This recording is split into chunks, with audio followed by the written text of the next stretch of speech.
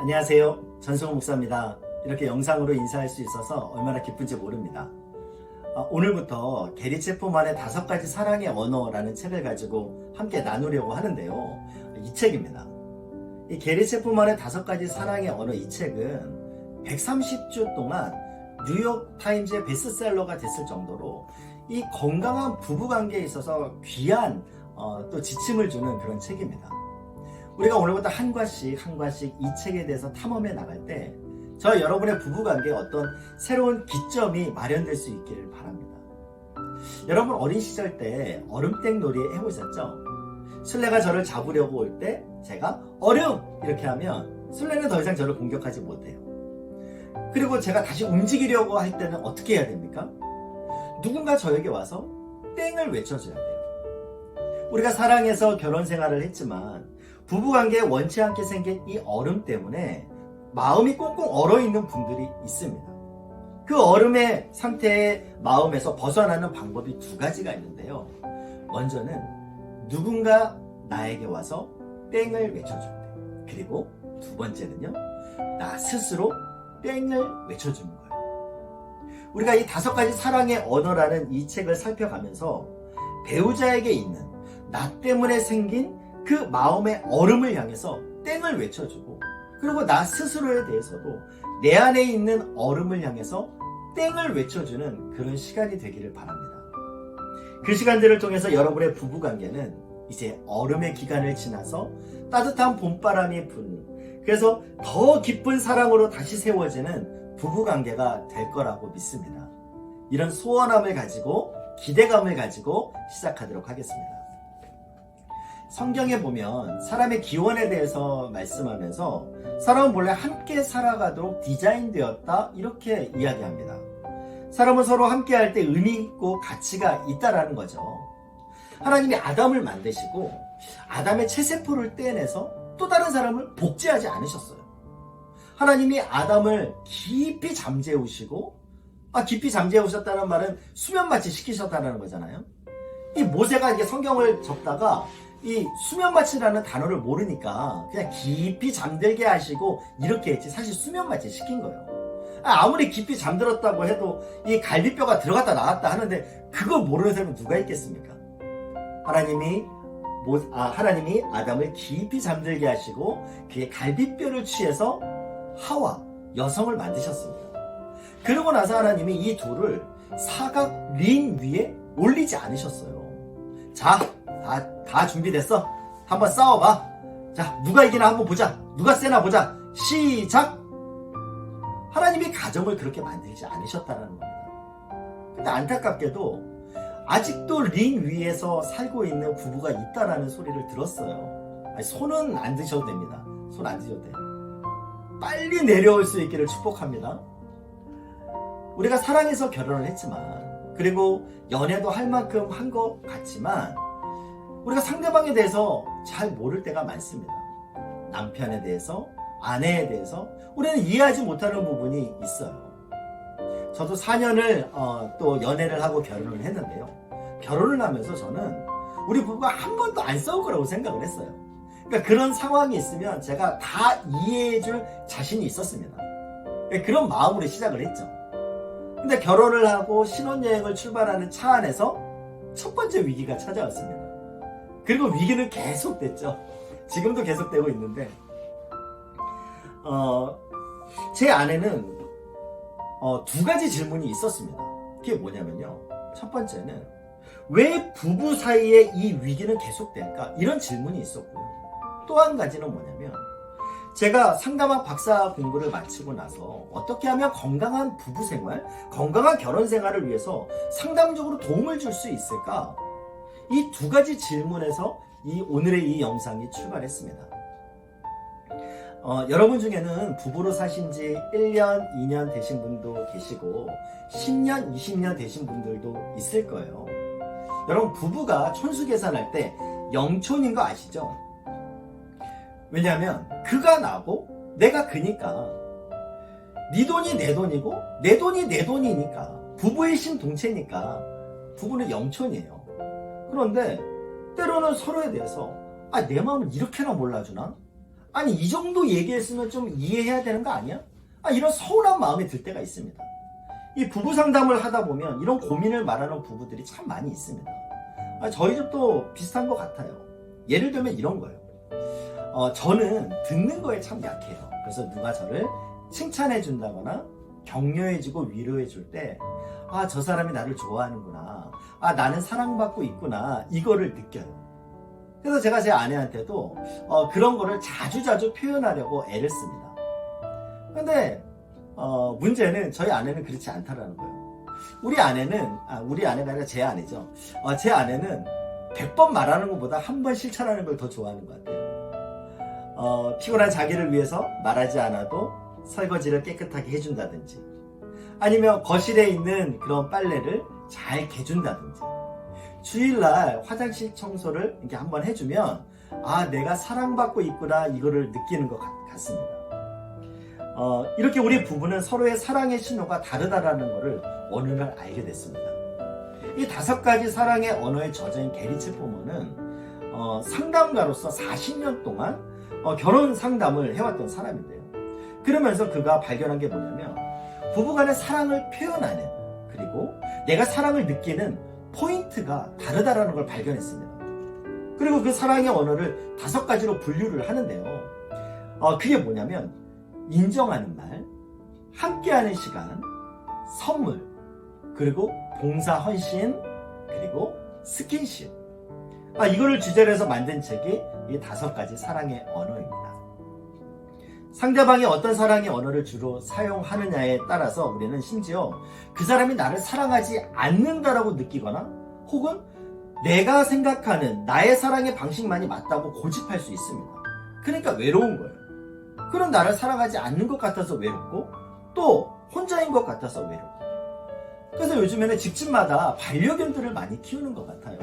집에 강아지 있으면 어떻습니까? 밖에 나갔다가 집에 들어오면 막 엄청 반가워하죠. 꼬리 흔들면서 막 달려들고 난리가 나죠. 그렇게 반가워해줬는데 내가 뭐 분리수거한다고 잠깐 나갔다가 금방 돌아와도 또 반가워합니다. 아까 반가워했는데 또 반가워요. 그러니까 이 세상에서 누가 나를 이렇게 반가워해주나, 우리 집에서 누가 나를 이렇게 반가워해주나, 개밖에 없다. 그래서 반려견을 많이 키우지 않나, 그런 생각을 해봅니다. 부부 상담을 하다 보면 늘 받는 질문이 있습니다. 그게 뭐냐면, 어떻게 하면 부부 관계가 좋아질 수 있나요? 그러니까 그 얘기를 제가 들으면 저는 이렇게 항상 되물어봅니다. 정말로 부부 관계가 좋아지길 원하세요? 그런 의지가 있으세요? 여러분, 우리에게 어떤 기적이 일어나기 전에요, 가장 중요한 것은요, 의지가 있느냐라는 거예요. 여러분, 미국에 살면서 영어 한마디 안 해도 잘 살 수 있습니다. LA 한인촌 가면 거기서는 다 한국말 쓰니까 그냥 잘 살 수 있어요. 심지어 길을 가다가 아저씨 지금 몇 시죠? 이렇게 물어보면 한국말로 대답을 해준대요. 그렇게 불편하지 않습니다. 근데 미국은 굉장히 넓은 세계예요. 그런데 영어를 아는 사람에게 미국은 넓은 세계입니다. 영어를 모르면 미국은 오히려 한국보다 좁고 불편한 세상이 될 수 있습니다. 세상이 넓어지는 건 언어를 알 때 넓어질 수 있다는 거예요.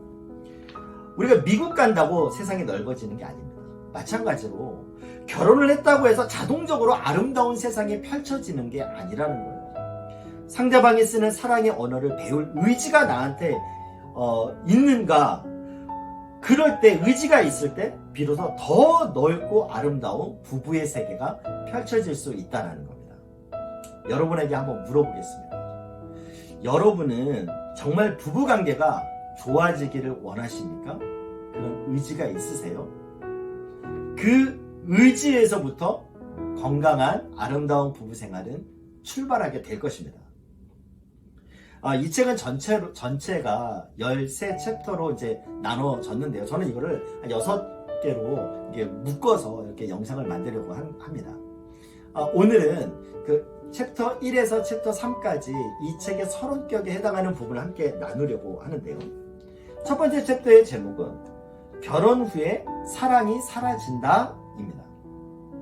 어느 날 이 체프먼 박사가 비행기를 타고 이렇게 가고 있는데 옆에 앉아있던 어떤 남자가 이 체프먼 박사를 이렇게 쳐다보더니 물어보는 거예요. 갑자기, 선생님, 도대체 결혼 후에는 어떻게 사랑을 해야 되죠? 그러면서 이제 자기 이야기를 이렇게 하는데, 이 사람은 3번을 결혼하고 3번을 이혼을 했다는 거예요. 첫 번째 결혼은 아이가 태어나기 전까지는 부부관계가 너무 좋았대요. 근데 아이가 태어나고 난 다음에 이 아내가 아이에게만 너무 집중을 하니까 이 남편이 너무 서운한 거예요.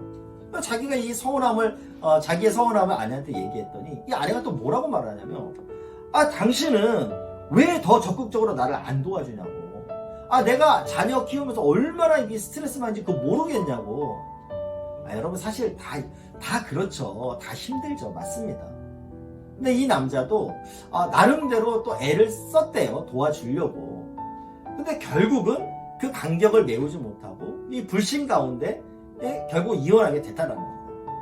그 또 다른 결혼을 한 다음에 자기가 아내를 얼마나 사랑하는지 계속 말로 이렇게 표현을 했대요. 당신이 얼마나 아름다운지, 내가 당신을 얼마나 사랑하는지. 그런데 이 아내는 그런 표현에도 불구하고 늘 불평이 있었대요. 쓰레기를 버려주지 않는다. 옷을 옷걸이에 제대로 걸어두지도 않는다.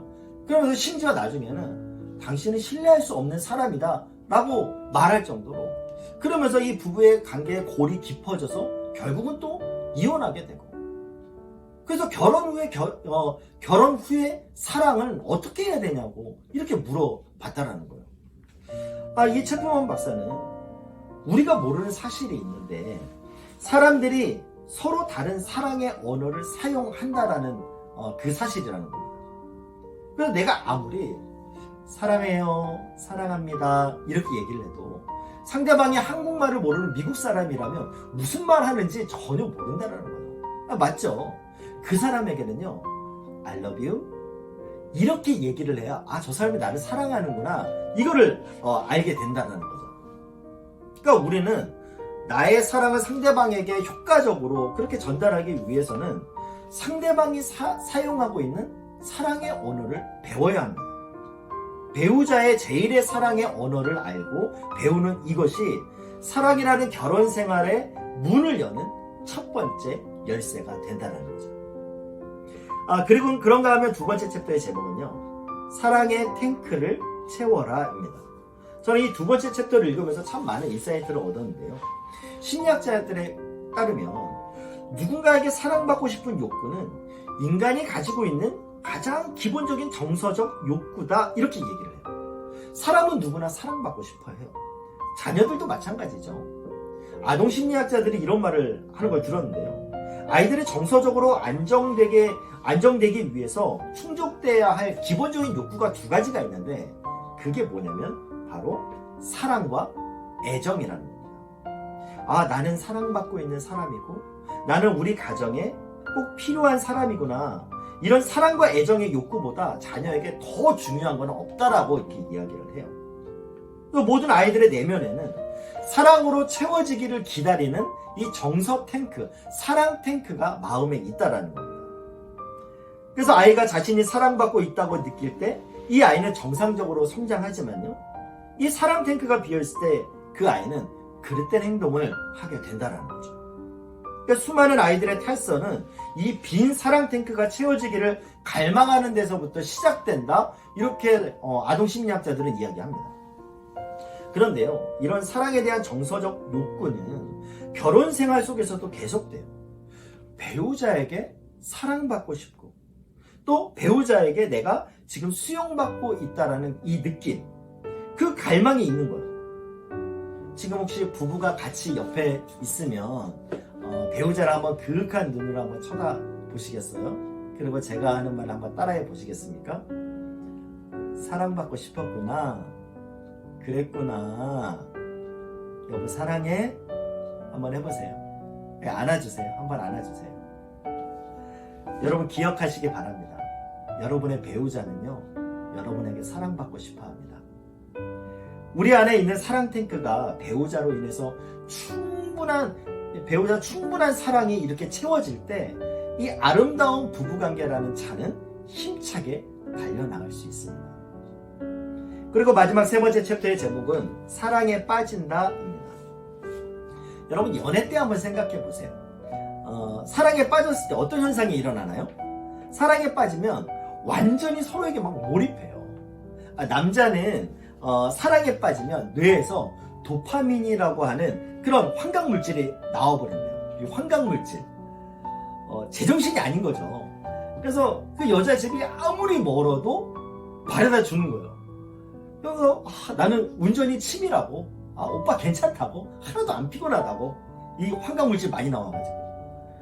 근데 불행하게도 도로시 테노브 박사라는 그런 심리학자는 뭐라고 얘기를 하냐면요, 결혼한 부부들을 연구해 보니까 이 로맨틱한 사랑에 빠지는 기간이 평균 2년이다. 그 기간이 지나고 나면 서로의 눈이 떠지고 상대방의 결점이 보이기 시작한다, 이렇게 이야기를 해요. 그래서 이런 말 있죠. 외적 매력에는 유통기한이 있다. 이런 말 들어보셨죠? 예쁜 여자 오래 못 가. 들어보셨죠? 안 예쁘면 아예 못 가. 들어보셨죠? 사람은 두 가지 착각을 한다고 합니다. 하나는 열정기 때 이 사랑의 감정, 이 열정이 영원할 거라는 착각이에요. 그리고 두 번째 착각은 뭐냐면요, 이 열정적인 사랑의 감정이 식고 나면 그 식은 상태가 또 영원히 지속될 거라는 착각입니다. 열정이 영원하지 않는 것처럼 여러분 우리의 이 권태도 영원하지 않습니다. 처음에 사랑에 빠지는 감정은 결혼생활이라고 하는 교과서의 서론에 불과하고요. 결혼생활이라고 하는 책의 본론은 그 감정적인 사랑이 지나서 이성과 의지에 의한 성숙한 사랑입니다. 그렇기 때문에 우리는 사랑에 빠지는 그 감정이 사라지고 난 다음에도, 현실로 돌아온 후에도 우리는 더 성숙하고 더 깊은 사랑을 할 수 있습니다. 이것이 우리의 희망이라는 거죠. 제가 오늘 영상을 준비하면서 또 마무리하면서 여러분에게 선물을 이제 드리도록 하겠습니다. 시편 128편을 저는 참 좋아하는데요. 이 말씀을 오늘 여러분에게 선물로 드립니다. 여호와를 경외하며 그의 길을 걷는 자마다 복이 있도다. 내가 내 손에 수고한 대로 먹을 것이라. 내가 복되고 형통하리로다. 그 다음이 중요한데요. 내 집 안방에 있는 내 아내는 결실한 포도나무 같으며, 결혼해서 신혼 몇 년이 지나고 나면, 결혼 한 10년, 20년 이렇게 지나고 나면, 아이고 저 화상, 아이고 나니까 내가 살아준다. 인생이 불쌍해서 살아준다. 아이고 그냥 살던 김에 사는 거지 뭐 이제 이혼하랴. 이럴 수 있는데 이 시편 기자는 뭐라고 말해요? 그 아내를 볼 때마다 결실한 포도나무 같으며, 얼마나 만족했으면 그 아내를 이렇게 표현하겠어요. 그게 예수 믿는 사람에게 주시는 하나님의 축복이다, 이렇게 말씀합니다. 그 다음에 보면요, 내 식탁에 둘러앉은 자식들은 어린 감람나무 같으리로다. 여기서 감람나무도 중요한데 더 중요한 건 뭐냐면요, 식탁에 둘러앉은입니다. 자식이 상에 둘러앉아가지고 오늘은 뭐 이렇고 저렇고 뭐 제잘거리면서 깔깔거리면서, 여러분 그게 행복이 아닐까요? 여러분 이걸 여러분의 기도 제목으로 삼으시길 바라요. 하나님, 평생 살면서 더 사랑스러운 남편, 더 사랑스러운 아내, 그 축복을 주십시오. 자식과 함께 사랑하여 서로 상에 둘러앉아서 말이 통하고 마음이 통하고 생각이 통하는 부모 자식이 되게 해주십시오. 저는 우리 모든 부부와 가정의 모습이 이런 모습이 되기를 바랍니다. 오늘 우리가 함께 나누려고 하는 부분은 여기까지인데요. 다음 시간부터는 보다 구체적으로 이 5가지 사랑의 언어에 대해서 또 구체적으로 나눠보도록 하겠습니다. 이제 부부가 배우자와 함께 나누는 시간을 가지려고 합니다. 함께 나눔의 시간을 가질 건데요. 이 나눔을 할 때 중요한 거는 상대방이 말할 때 듣는 사람의 반응은 딱 한 가지예요. 한 가지만 하면 됩니다. 그게 뭐냐면, 아, 그랬구나, 이것만 하면 돼요. 상대방의 말에 뭐 토를 달거나 다른 의견을 말하지 말고, 아, 그렇구나, 그랬구나, 이거만 하면 됩니다. 아시겠죠? 두 가지를 나누려고 하는데요. 첫 번째는 뭐냐면 결혼 전에 당신이 꿈꾸던 가정의 모습은 어떠했는지 구체적으로 한번 나눠보시기 바랍니다. 자신이 꿈꾸던 가정의 모습을 구체적으로 한번 나눠보세요. 그리고 두 번째는 뭐냐면요. 이 5가지 사랑의 언어 이 책을 통해서 우리 부부의 모습이 어떤 모습으로 변화되기를 원하는지 한번 나눠보시기 바랍니다. 이 두 가지를 차를 마시든지 편한 분위기에서 함께 부부가 한번 나눠보시기 바랍니다. 한 주 동안 우리가 또 함께 실천해야 될 숙제를 제가 드리겠는데요. 이번 한 주 동안 배우자의 사랑의 언어가 무엇인지 한번 유심히 관찰해 보시기 바랍니다. 인정하는 말을 할 때 사랑을 느끼는지, 함께하는 시간을 할 때 사랑을 느끼는지, 선물을 줄 때 느끼는지, 아니면 헌신하고 봉사할 때 느끼는지, 아니면 스킨십 할 때 사랑을 느끼는지 한번 생각해 보세요. 관찰해 보세요. 사랑의 언어가 한 가지일 수도 있고요, 두 가지일 수도 있습니다. 오늘 영상은 여기까지입니다. 앞으로 이 5가지 사랑의 언어를 우리가 함께 나갈 때 저와 여러분의 부부 관계가 더 성숙해지고 서로를 깊이 알아가는 시간이 될 수 있기를 바랍니다. 감사합니다.